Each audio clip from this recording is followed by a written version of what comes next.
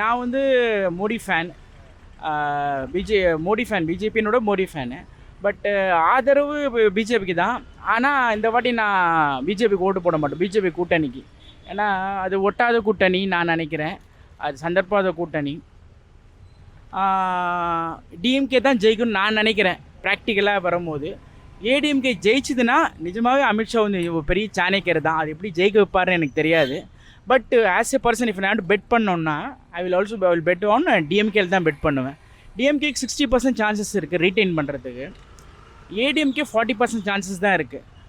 இந்த கூட்டணி வந்து இந்த அண்ணாமலை எடப்பாடியோடைய சண்டை இல்லாமல் இருந்தால் they would given a tough fight ஜெயிச்சிருக்கலாம். பட் ரொம்ப கசப்பாகி திருப்பி இன்னும் ஒரு கூட்டணிக்காக சேர்றதுனால இது ஜெயிக்குமான்னு சொல்ல முடியாது. ஆனால் இந்த மாதிரி ஜெயிச்சிருக்காங்க பிஜேபி. எக்ஸாம்பிள் பீகாரில் நிதிஷ்குமார் கிட்ட 2015 பிரிஞ்சு போனாங்க, அப்புறம் 2 வாட்டி ஜெயித்தாங்க. அதே மாதிரி மகாராஷ்டிராலையும் ஜெயிச்சிருக்காங்க. ஸோ இது வந்து அரசியல் புதுசு கிடையாது. ஆனால் கொஞ்சம் நம்ம அரசியல்வாதி கிடையாது இல்லையா, நம்ம வந்து மனுஷங்கள நம்மளுக்கு ஒருத்தர் பிடிக்கல அவ்வளோதான். அதுக்கப்புறம் அவங்க கூட போய் ஒட்டி சேரும்போது நம்மளுக்கு ஒரு மாதிரியான இது இருக்கும். அந்த மாதிரி தான் இது. ஸோ என்னோடய ஓட்டு வந்து பிஜேபிக்கு தான். பட் இந்த தமிழ்நாடு செலெக்ஷனில் என்னோடய ஓட்டு நோட்டாக தான் போடலான்னு இருக்கேன். பிகாஸ் என்னோடய எதிர்ப்பு பதிவு படுறதுக்காக. பிகாஸ் எப்போவுமே வந்து எதிரி கூட மன்னிச்சு நண்பனாக ஏற்றிக்கலாம், துரோகி எப்போவுமே மன்னிக்கூடாது. அதுதான் நீதி, அதுதான் வந்து தர்மம், அப்படி தான் சொல்லுது. ஆனால் ஒரு வாட்டி நீங்கள் துரோகி மன்னிச்சு வச்சுங்க, அந்த தப்பு திருப்பி செஞ்சுக்கிட்டே இருப்போம். விஜய் மாற்றத்தை கண்டிப்பாக அவங்க ரசிகர் மத்தியில் ஏற்படுத்துவார். என்னை பொறுத்த வரைக்கும் விஜய்க்கு வந்து 5 to 6% ஓட்டு இருக்குது. But 8 to 9றாங்க. நான் அப்படி நம்பலை, அது குறைஞ்சிக்கிட்டே வருது. ஃபஸ்ட்டு வந்து அந்த இனிஷியல் அந்த கரூர் இன்சிடெண்ட்டில் அதில் வந்து அவர் ஒரு அரசியல்வாதியாக இல்லை.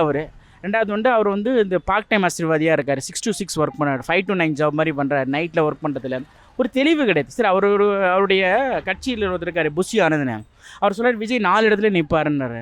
ஒரு பேசிக் சென்ஸ், ஒரு கட்சி ஒரு எந்த எம்பியாரோ எம்எல்ஏ ஆகட்டும் இருக்கட்டும் 2 தொகுதியில் தான் நிற்க முடியும்.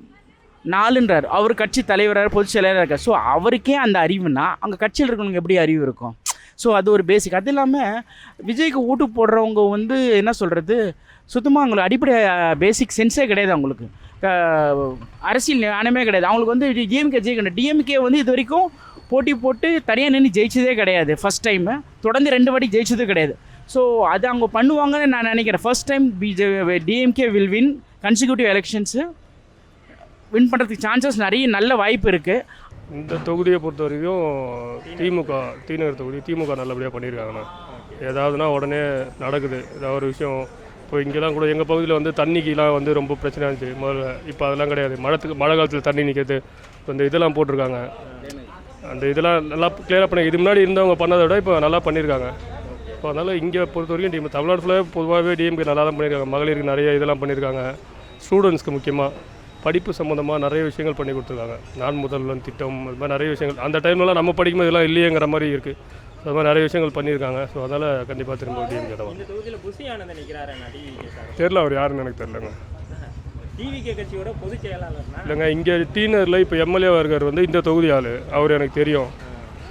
ஏடிஎம்கேயில் போன வாட்டி எம்எல்ஏ இருந்தவர் சத்யா, அவரும் டீனர் தொகுதியை சார்ந்தவர் தான், அவருக்கு தெரியும். புஷியார் வந்து பாண்டிச்சேரி ஆள் தானே, அவர் பாண்டிச்சேரி தானே. பாண்டிச்சேரி ஏதாவது ஒரு தொகுதியில் நிற்கலாம். அவர் யாருன்னே இங்கே தெரியாது. மேபி அவர் ஒரு கட்சியோட பொதுச் செயலாளர்ன்றதால அந்த கட்சியில் இருக்க அவங்களுக்கு தெரியலாம். பொதுமக்களுக்கு தெரியணும்னு அவசியம் இல்லைல்ல. எனக்கு தெரியாது. இப்போ இந்த டிவிலலாம் பார்த்துருக்கேன். இந்த இட்டுன்னு போகிறது கொஞ்சம் கஷ்டமாக இருக்குன்னு பேசுகிற அவர் தானே. அவ்வளோதான். ஆமாம், கண்டிப்பாக. ஏன்னா விஜய்கிரண் புதுசாக ஒருத்தர் வரணும் அப்படின்ற எதிர்பார்க்குறோம். ஏன்னா ரொம்ப காலமாகவே டிஎம்கே இவங்களே இருக்காங்க. புதுசாக யாரை வர விட மாட்டாங்க. பாஜக வரும் பார்த்து அவங்களும் இதுவாக்கலை. சரி, இவர் புதுசாக வர ட்ரை பண்ணுறாரு, இவருக்கு சான்ஸ் கொடுத்து பார்ப்போம். அனுபவம் இல்லை தான். அப்போ இவர் அவர் இருக்க ஃபீல்டு வேறு, வரப்பு ஃபீல்டு வேறு. இதுக்கப்புறம் தான் அவர் அனுபவத்தை லேர்ன் பண்ணிப்பார். ஆனால் இது டஃப் தான், இது கரெக்டாக நம்ம சொல்ல முடியாது. ஆனால் என்னோடய இது வந்து விஜய் வரணும்னு நான் நினைக்கிறேன். ரொம்ப கடுமையாக உழைச்சிருக்கிறாரு, கட்சிக்காண்டி பாடுபட்டுருக்கிறாரு, கரெக்டாக செஞ்சுக்கிட்டு இருக்கிறாரு. அவர் அவரோட உழைப்பு, அவருடைய இது எல்லாம் கரெக்டாக இருக்குது. அதெல்லாம் யாரும் ஏற்படுத்த முடியாது. அதெல்லாம் ஒன்றும் சும்மா யாராலும் முடியாது. அதெல்லாம் சும்மா அதெல்லாம் வெட்டு ஏடிஎம்கே அவ்வளோதான் போச்சு, முடிஞ்சு போச்சு. கரெக்டாக திமுக ஸ்டாலினுக்கு தான். ஆமாம், அவர் உழைப்புக்கு அவர் செஞ்ச இதுக்கு கெத்து எல்லாம் இருக்குது. உங்களுக்கே தெரியும். நான் சொல்லணுங்கிற உங்களுக்கு ஏஜ் இருக்குது. அவரோட உழைப்பு ஆனால் அவங்களுக்கு தெரியுமில்ல, எனக்கு தெரியும். அவர் ஆரம்பத்துலேருந்து கஷ்டப்பட்டார். அதே மாதிரி எல்லோரும் எம்ஜிஆரும் கஷ்டப்பட்டாங்க, சிஎம்மும் கஷ்டப்பட்டாங்க. அவங்க கடவுளில் அவங்களுக்கு அந்த இதை கொடுத்தாங்க, பவரை கொடுத்தாங்க. அந்த பவர்ஃபுல் லீடரு இனிமேல் பார்க்குறது ரொம்ப. நாங்கள் விஜய்க்கு தான் போடுறோம். ஏன் விஜய்க்கு போடுறீங்க? போடுவோம், அவருக்கு தான் போடணும், அவர் தான் வரணும். இப்போ எல்லாம் வந்து போயிட்டாங்க, விஜய்க்கு தான் போடும். விஜய்க்கு தொல் திருமாவளவன் அவர்கள் தான். இன்னும் கூட்டணி பேச்சுவார்த்தை முடிவாகல போலயே. முடிவாகும், இன்னைக்கு முடிவாயிடும். இன்னைக்கு முடிவாயிடும். சரி, மாற்றத்தை ஏற்படுத்தணும்னு சொல்லிட்டு விஜய் மாதிரியான நிறைய இளைஞர்கள் வர்றாங்க. கண்டிப்பாக மாற்ற முடியாது. ஏன் மாற்ற முடியாது? முடியாது. அரசியல் அனுபவம் கிடையாது. அவர் சினிபில் வந்தவர், இன்னும் கற்றுக்க வேண்டியது நிறைய இருக்குது. எல்லாத்தையும் கற்றுக்கின பிறகு தான் அவரும் ஒரு பாலிடிக்ஸில் வருவார். ஆனால் வந்து எல்லாரும் என்ன சொல்கிறாங்கன்னா, எல்லாரும் புதுசாக வந்து தான் அனுபவத்தை கற்றுக்குவாங்க. அப்படி எங்கள் தலைவர் வராரு. எங்கள் தலைவரும் 35 வருஷம் அரசியல் வாழ்க்கை என்ன, அவரே இங்கே ஒரு சிஎம்மாக வர முடியல.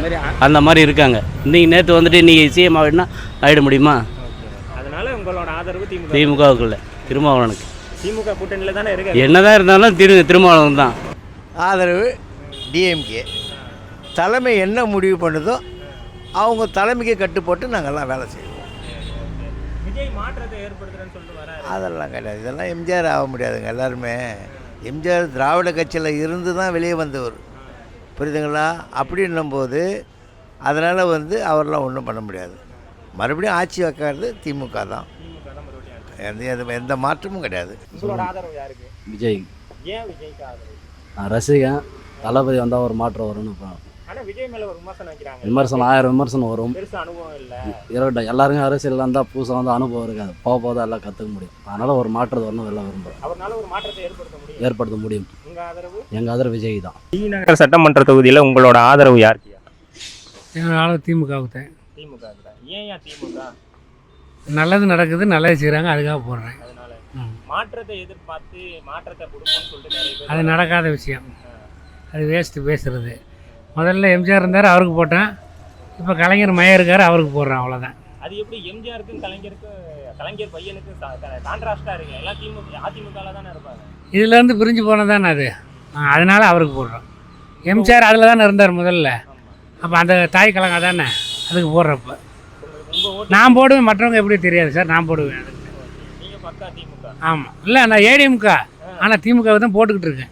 ஏன் இந்த இது? நான் எம்ஜிஆர் கட்சிக்காரன் தானே நான், ஆனால் திமுகவுக்கு தான் போடுவேன். அதான் அங்கேருந்து தானே அவர் மாறி போனார். எம்ஜிஆர் அங்கேருந்து தானே வெளியே வந்தார். அவர் வந்ததுனால அவருக்கு போட்டேன். இப்போ அவர் இல்லை, அவரோட கட்சிக்கு அங்கே வளர்த்தது இல்லையா, ஏற்கனவே அங்கே இருந்தார்ல, அதனால் அவர் சார்பாக அவருக்கு போடுறோம், திமுகவுக்கு. ஆமாங்க ஐயா. விஜய் இருக்கு. விஜய்க்கு ஏன்னா விஜய் இந்த டிஎம்கே ஆட்சியில் தான் எல்லாத்தையும் பார்த்தாச்சு. நாங்கள் ஆட்டோ ஓட்டுறோம். ஆட்டோ ஓட்டுறதுக்கு எந்த வித நடவடிக்கையும் எடுக்கல. 2 வீலர் ஆப்ஷனு கேன்சல் பண்ணால் பரவாயில்ல, அதை பண்ணாமல் வந்து தடுத்து நிறுத்தியிருக்கிறோம், பிடிக்க சொல்லியிருக்கிறோம்னா அது மறைமுகமாக ஓட்டின்னு தான் இருக்கிறாங்க. அதனால் இது ஒன்றும் சரிப்பட்டு வர மாதிரியே தெரியல. இன்னொன்று விஜய் மேலே ஒரு விமர்சனம் வைக்கிறாங்க, பெருசாக அவருக்கு அரசியல் அனுபவம் இல்லைன்னு சொல்கிறாங்க. அதெல்லாம் எல்லாம் புரளி தான். அது அவருக்கு அரசியல் அனுபவம்லாம் இருக்கா? அரசியல் அனுபவம் இல்லைனாலும் இந்த வயசில் வந்து பண்ணுறாருல, அதுதானே பார்க்கணும். அவர் சப்போர்ட் பண்ணி பார்ப்போம். ஏற்கனவே விஜயகாந்த் வந்தார், அவரையும் விட்டதுக்கு அப்புறமா தான் இப்போ வந்து அவரை விட்டுட்டோம் நல்லவர் வல்லவர்னு இப்போ சொல்லி என்ன பிரயோஜனம். அதே மாதிரி இவருக்கு ஒரு சான்ஸ் கொடுத்து பார்ப்போம். டிஎம்கே தான். டிஎம்கே. ஏன் டிஎம்கே? அவர் வந்து டிஎம்கே ஏன்னாக்கா காலங்காலமாக அவருக்கு வந்து அந்த பரம்பரையில் வந்து அனுபவம் இருக்குது. நாம் தமிழர் கட்சிக்கு சீமானுக்கு. ஏன்னா நாம் தமிழர் மக்களுக்கான அரசியல் பண்ணுறாரு, நிலவரத்துக்காக அரசியல் பண்ணுறாரு, மண்ணுக்கான அரசியல் பண்ணுறாரு. எல்லாரும் வாழணுன்றார், நம்ம மட்டும் வாழக்கூடாது. செடி பறவைலேருந்து விலங்கு எல்லாம் வாழணுன்றாரு. அவருக்காக நான் இந்த வாட்டி மாற்றத்தை ஏற்படுத்துறேன்னு சொல்லிட்டு விஜய் வந்திருக்காரு. இல்லை, வாய்ப்பு இல்லை தம்பி. ஏன் வாய்ப்பு இல்லைங்கிறீங்க? விஜய்க்கு அரசியல் வந்து அவ்வளோ தெரியாத வருது. அவர் சினிமா புகழ், சின்ன பசங்களாம் அவர் நம்பி பார்க்கலாம். நான் கிட்டத்தட்ட வந்து ஒரு 15-16 எலெக்ஷன் நான் வாக்கு செலுத்திக்கிறேன். கடைசியாக இப்போ 5 வாட்டி 4 வாட்டி வந்து சீமானை தான் போட்டுக்கிறேன். இந்த வாட்டி நான் சீமானை தான் தொடர்ச்சியாக சீமானுக்கு போட்டுக்கிட்டு இருக்கிறதுக்கான காரணம் என்னென்னா, நான் ஆரம்ப காலத்தில் வந்து கம்யூனிஸ்டில் இருந்தேன். எஸ்எஃப்ஐலேருந்து டைஃபிலேருந்து சிபிஐ சிஐடி எல்லாம் இருந்தேன். இவங்கெல்லாம் காசுக்காக ஓடி போடுறாங்க. சாதாரணமாக சொல்லிடுற அவ்வளோதான். வேறு என்ன கூட்டணி எதுக்கு தனியாக கட்சி ஆரம்பிக்கிறீங்க?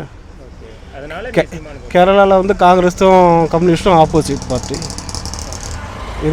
இதுக்கு முன்னாடி பிஜேபி இருக்கிறது முன்னாடி காங்கிரஸும் கம்யூனிஸ்ட்டு ஆப்போசிட் பார்ட்டி டெல்லியில். இப்போ எங்கள் தமிழ்நாட்டில் காங்கிரஸும் சிஐடி கம்யூனிஸ்ட் எல்லாம் ஒன்றா தானே இருக்கிறாங்க.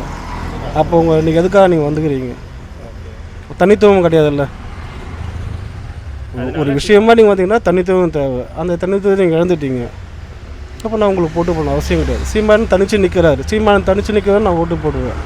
அவர் ஜெயிக்கிறாரு தோக்குறாரு எத்தனை சீட்டு வராருலாம் கவலை கிடையாது. ஆனால் அவர் எங்கேயோ கூட்டணி வச்சாருன்னா நான் போட மாட்டேன். நாங்கள் டிஎம்கே தான். ஏன் டிஎம்கேக்கு ஓட்டு போடுறோம்? ஆமாம், நாங்கள் டிஎம்கே கட்சி தான்.